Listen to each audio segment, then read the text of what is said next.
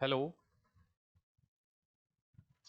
हाँ जी, सभी को नमस्कार। मैं संदीप सुडा आपका हार्दिक स्वागत करता हूँ आपके अपने YouTube हिंदी विद संदीप सुडा पे। आज अपने जो स्कूल व्याख्याता प्रथम प्रश्न पत्र की तैयारी कर रहे हैं उसका दूसरा वीडियो मैं बना रहा हूँ।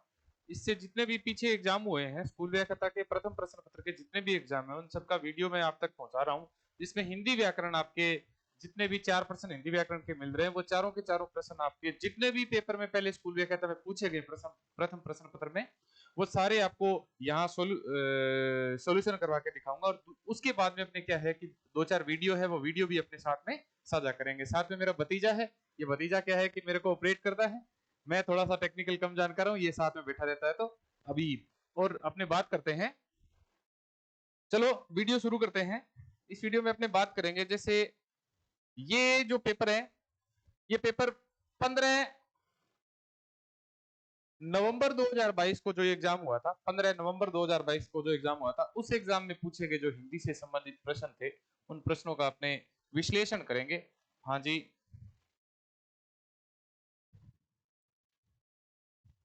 तो अपने जैसे प्रश्न पूछे गए थे तो उन प्रश्नों से संबंधित है कि एक तो पूछा गया था कि किस शब्द में कु उपसर्ग का प्रयोग नहीं हुआ है।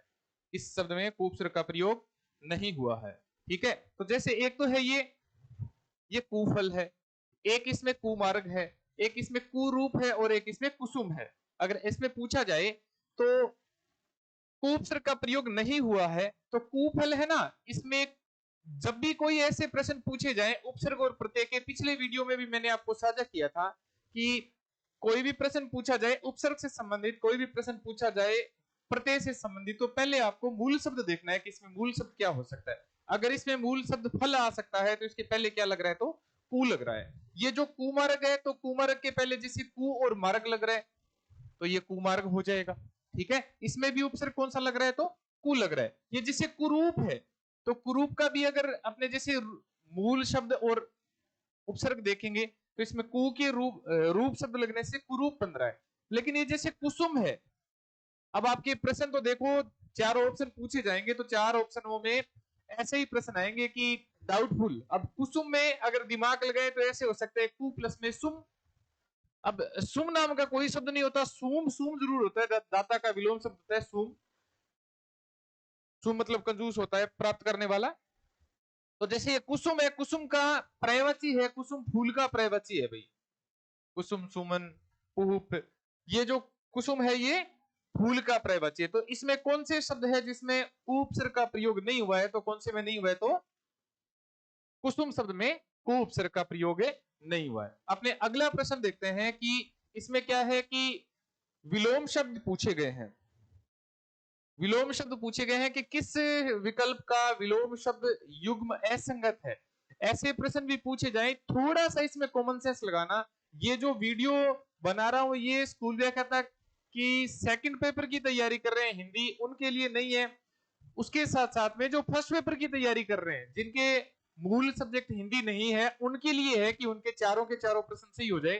तो पहले अपने विश्लेषण करते हैं कि उनके कौन कौन से प्रश्न है वो पहले पेपर में पूछे गए हैं। तो जैसे किस विकल्प का विलोम शब्द युग्म असंगत है, तो जैसे अनुराग, अनुराग और एक आ रहा है विराग। एक तो अनुराग शब्द आ रहा है और एक विराग शब्द आ रहा है। यहाँ उचित और अनुचित शब्द आ रहा है, यहाँ श्वेत और श्याम शब्द आ रहा है। अनुराग का मतलब प्रेम होता है, विराग का मतलब प्रेम हट जाना, संसार से कहते हैं ना वैराग्य धारण कर लिया, विराग के ये लगने से वैराग्य बनता है। उचित शब्द है, उचित का विलोम शब्द हो जाएगा अनुचित है। ये श्वेत है, श्वेत का विलोम शब्द श्याम, श्याम मतलब काले रंग का, और श्वेत श्वेत मतलब सफेद रंग का। ये जो अमल और विमल शब्द है, ये जो अमल और विमल शब्द है, ये जो अमल और विमल शब्द है इसमें अमल मल रहित और विमल मल रहित। ठीक है, मल के वी उपसर्ग लग रहा है, वी का अर्थ होता है उल्टा, तो ये इसका विलोम शब्द नहीं है। दोनों एक ही अर्थ आ रहे हैं इसके। मल का विलोम शब्द अमल हो सकता है या मल का विलोम शब्द विमल हो सकता है, तो ये उत्तर गलत है। इसमें अगर और ज्यादा आपको डेफिनेशन समझाऊं तो जैसे ये आपके उपसर्ग पूछे जाते हैं पेपर में, जैसे ये अनुराग और विराग है, ठीक है ना, अनुराग में अनु उपसर्ग है और उसके बाद में राग शब्द लग रहा है, विराग में वी के राग लग रहा है। ठीक है ना। विराग में अमल शब्द के ए प्लस में मल लग रहा है, विमल शब्द में वी शब्द के मल लग रहा है, ठीक है ना। विमल में वी प्लस में मल शब्द के विमल लग रहा है। अगर देखें तो जैसे उचित है और उचित का विलोम शब्द में अनुचित लिख रहा हूं, तो ये जो अनुचित शब्द है ना, तो अनुचित शब्द में अगर आपके पूछा जाए उपसर्ग कौन सा है, तो इसमें अन उपसर्ग है, वो भी हलंत वाला, याद रख लेना सभी के सभी। अनुचित शब्द है तो अनुचित शब्द में अनु उपसर्ग नहीं है, बल्कि कौन सा उपसर्ग है, तो अनुपसर्ग है। ऐसे प्रश्न पेपर में पूछे जाते हैं कि अनु उपसर्ग से संबंधित शब्द छांटिए, अनु उपसर्ग से संबंधित शब्द नहीं है, ऐसे पूछे जाए तो ऐसे थोड़ा सा ध्यान रखना। अनुराग में अनु उपसर्ग है, विराग में वी उपसर्ग है, अमल में ए उपसर्ग है, विमल में वी उपसर्ग है, अनुचित में अन उपसर्ग है, याद रखना, ठीक है। चलो अपने और बात करते हैं। अगला प्रश्न है जैसे कि संधि से संबंधित प्रश्न पूछा गया है। अब संधि से संबंधित प्रश्न है ना, तो संधि से संबंधित प्रश्न कई बार पूछ लिया भी जाता है। पिछले जो पेपर, अभी जो संस्कृत शिक्षा विभाग का पेपर हुआ था, उसमें भी ये संधि से संबंधित प्रश्न पूछा गया था। जैसे ये सचित, इसमें क्या पूछा गया, पहले तो ये याद रखना, स्कूल व्याख्याता प्रथम प्रश्न पत्र की तैयारी करने वाले बच्चों खासकर ध्यान रखना कि प्रश्न क्या पूछा गया है, ये याद रखना। कई बार अपने क्या है कि जल्दबाजी में यह याद कर लेते हैं कि किस विकल्प में सही संधि विच्छेद किया गया है। अगर दिमाग ये पढ़ ले कि सत प्लस में चित्त से तो सचित बन रहा है, अनु प्लस में छेद से अनुच्छेद बन रहा है, नी प्लस रोग से निरोग बन रहा है। याद करो, कल ही मैंने वीडियो बनाया था, उस वीडियो में ये जो निरोग शब्द है ये रिपीट हुआ है। याद रखना, आगे की भर्ती आने वाले जितने भी जो स्कूल व्याख्याता के प्रथम प्रश्न पत्र के पेपर होंगे, उसमें भी शब्द रिपीट हो सकते हैं। ये देखो, ये उदाहरण रिपीट हुआ है, कल ही मैंने रिपीट करवाया था ये उदाहरण, है ना। तो जैसे ये सचित शब्द है, तो सचित शब्द है, ये सही नहीं है भाई। सद प्लस में चित नहीं होता, सत प्लस में चित से सचित बनता है। ये अनु प्लस में छेद से अनुच्छेद बिल्कुल सही है, ये अनु प्लस में छेद से मिलकर ये अनुच्छेद बनता है। ये निरोग कल ही उदाहरण करवाया था कि ये निरोग नी प्लस में रोग से मिलकर निरोग नहीं बनता, इसमें तो विसर्ग संधि होती है। और ये जैसे भानुदय सॉरी, ये देखो भानु शब्द असुद लिखा हुआ, ये भानु शब्द में छोटा ऊ की ध्वनि होती है। तो जैसे ये सचित शब्द है, इसको शुद्ध शब्द बनाए, तो जैसे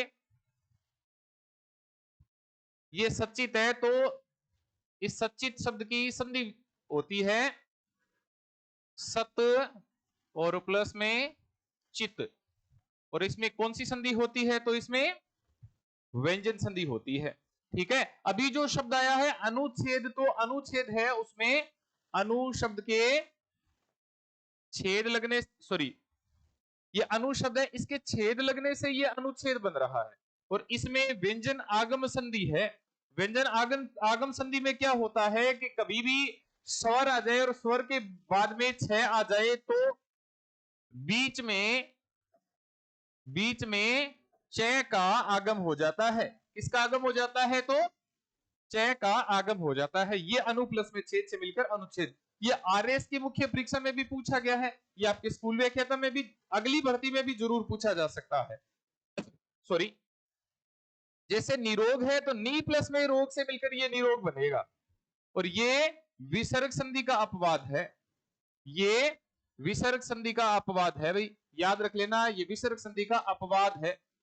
और एक अपने जैसे शब्द आया है, एक शब्द आया था भानुदय। ये जो भानुदय शब्द है, इसका अगर संधि विच्छेद करते हैं, तो भानुदय का संधि विच्छेद होता है भानु प्लस में उदय। ये जो भानु है ये सूर्य का पर्यायवाची है, और इसमें संधि कौन सी हो रही है, तो इसमें दीर्घ स्वर संधि हो रही है भाई। इसमें कौन सी संधि हो रही है, तो इसमें दीर्घ स्वर संधि हो रही है, ठीक है। तो इसमें कौन सा ऑप्शन सही था, तो इसमें 2 नंबर ऑप्शन सही था, अनुच्छेद वाला। अगला अपने प्रश्न देखते हैं, शब्द शुद्धि से संबंधित है कि शब्द शुद्धि से संबंधित प्रश्न कौन सा, व्याकरण की दृष्टि से किस शब्द की वर्तनी अशुद्ध है। अब देखो, अति संयोक्ति, दंपति, ये जो दंपति, याद रखना, जो बच्चे वीडियो देख रहे हैं उनको बता दें कि ये जो दंपति शब्द है, ये जो दंपति शब्द है, ये स्कूल व्याख्याता के प्रथम प्रश्न पत्र में कम से कम 5 बार आया हुआ है। मैं जब एग्जाम के जो प्रश्न है स्कूल व्याख्याता के प्रथम प्रश्न पत्र के वो सॉल्यूशन करवाऊंगा सॉरी, तो देखना ये जो दंपति शब्द है उसमें बड़ी की ध्वनि आती है, छोटी की ध्वनि नहीं आती। ये बिल्कुल सही है। ये प्रदर्शनी भी बिल्कुल सही है। ये जैसे सरोजिनी, सरोजिनी भी बिल्कुल सही है ही। लेकिन ये जो अतिशयोक्ति जो अपने बोलते हैं ना अतिशयोक्ति, वो अतिशयोक्ति नहीं होता भी, ये तो अतिशयोक्ति होता है। ये जो बनता है अतिशय प्लस में उक्ति शब्द से, और अतिशय के उक्ति शब्द लगने से ये अतिशयोक्ति शब्द बनता है। और इसमें कौन सी संधि हो रही है? तो इसमें गुण संधि हो रही है। ठीक है, अतिशय प्लस में उक्ति से मिलकर जो नया शब्द बनता है उसे माना जाता है अतिशयोक्ति। और अतिशयोक्ति में कौन सी संधि होती है? तो कौन सी संधि होती है? गुण संधि है। ये अतिशयोक्ति क्या है? किसी भी बात का बढ़ा चढ़ाकर वर्णन किया जाता है उसे क्या कहा जाता है? तो उसे अतिशयोक्ति कहा जाता है। जैसे अपने बात करते हैं ना कि कोई गप्पू आदमी होता है या फिर कोई लंबी फेंकने वाला होता है, तो वो बात करता है तो अपनी भाषा में तो ऐसे कहते हैं कि लंबी फेंक रहा है या फिर गप मार रहा है, गप।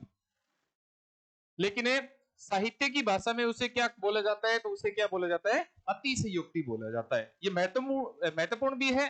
और ये अपने जो स्कूल व्याख्याता के जो एग्जाम में हिंदी जिनका विषय है उनके मुख्य एग्जाम में अतिशयोक्ति एक अलंकार भी होता है, उससे संबंधित भी प्रश्न आता है।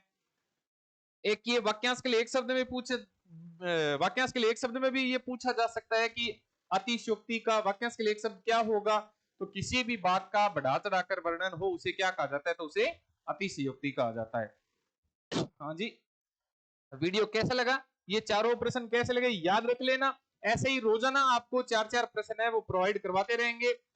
आने वाले वीडियो की नोटिफिकेशन के लिए आप अपने जो ये चैनल है इस चैनल को सब्सक्राइब कर लेना। और सबसे महत्वपूर्ण बात जाते जाते मैं आपको ये बता दूं कि अपने जो पढ़ाई संसार ऑनलाइन ऐप है उसमें हिंदी से संबंधित राजस्थान में जितने भी एग्जाम है उन सब एग्जाम में क्या है कि जो भी सिलेबस हिंदी का सिलेबस है उसका साथ उन सब हिंदी के एग्जाम से संबंधित सिलेबस का कोर्स अपडेट हो गया है। किसी को भी हिंदी से संबंधित तैयारी करनी है तो पढ़ाई संसार ऑनलाइन ऐप में भी जाके तैयारी कर सकते हैं। ठीक है, अगले वीडियो में और कोई नए प्रश्न के लिए डिस्कस करेंगे, चर्चा करेंगे। तब के लिए धन्यवाद।